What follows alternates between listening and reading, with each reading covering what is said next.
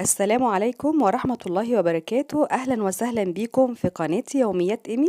تعالى أقول لكم على تجربتي داخل مكان اسمه دوزي.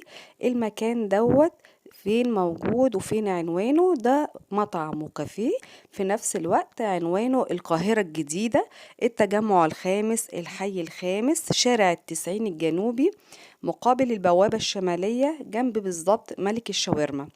من غير مبالغة مكان بجد، هو نظيف وشيك بجد. الأجواء هناك منعشة جدا، الخدمة هناك ودودة. تفاعل مدراء الكافيه نفسه مع الزباين ملفت بطريقة لطيفة. في اجتهاد ملحوظ من الاستاف اللي موجود عشان خاطر إرضاء الزباين.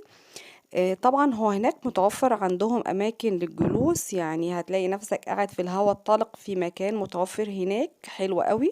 المكان بيقدم أطباق ومشروبات مميزة. في كمان عندهم عرض موسيقى حية.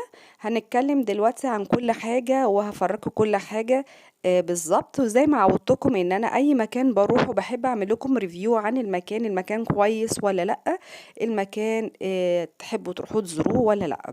متوفر عندهم حاجات طبعا نباتية وحاجات خالية من المنتجات الحيوانية. في عندهم طبعا مأكولات حلال، في مأكولات في ساعات متأخرة من الليل، عندهم وجبات خفيفة وحلويات. المكان طبعا مناسب للعيلة، مناسب للأطفال، مناسب للمجموعات. هو كمان مكان مش رسمي، يعني تقدر ان انت تدخله بأي ملابس انت تحبها. طبعا يعني تقدر كمان تتعامل ببطاقة الائتمان. بيقدم وجبات بقى وسط مكان هادي. الضيوف اللي بتروح تزور المكان بتقدر تستمتع بوقتها في المكان، عشان هو مكان مميز بديكور رائع وكراسي مريحة وجو هادي. كل حاجة موجودة هناك ومتوفرة، يعني عايز كبدة، سجق، ورق عنب، ممبار، سمبوسة باللحمة، سمبوسة يعني بالجبنة، ميكس مقبلات، فتوش، بابا غنوج، طحينة، فراخ مسحبة، شيش طاووق، كفتة مشوية. كل حاجة موجودة، يعني عايز في مثلا فتة لحمة، فتة لحمة موجودة، فتة موزة، رز معمر، مكرونة بالكبدة، مكرونة بالسجق، حواوشي، مكرونة بشاميل، مكرونة فريدو، بولونيز.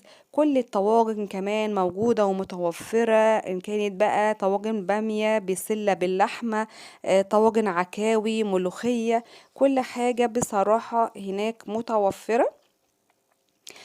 زي ما عودتكم. ايه رأيك طبعا في الأكل طبعا يعني هنقول في حاجات مميزة طعمها حلو جدا، وفي حاجات ممكن نقول يعني متوسطة.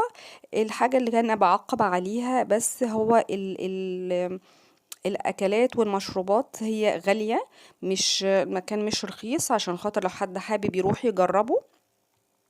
ولكن زي ما قلت لكم كل حاجة هناك متوفرة وموجودة، والجو هناك حلو قوي وكمان بينزلوا شيشة في رمضان، دي بتبقى بشكل مجاني.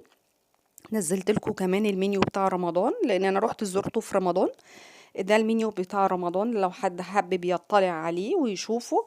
كمان يعني هوريتكم حتة صغيرة كده من الموسيقى الحية اللي هم بيوفروها.